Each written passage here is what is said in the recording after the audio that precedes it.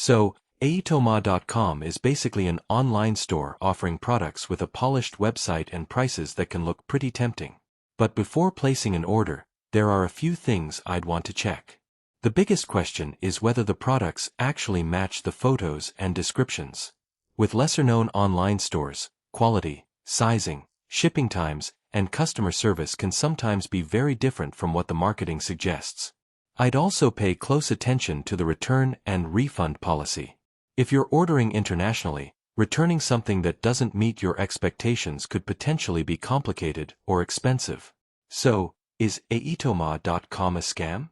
I wouldn't automatically make that claim without stronger evidence, but I also wouldn't trust the website purely because it looks professional. Check independent customer reviews, company information, payment protection, and shipping details before buying. Overall, the prices might look attractive, but I'd do some research first and make sure you're comfortable with the risks before placing an order. Thanks for watching. Don't forget to like and subscribe for more videos.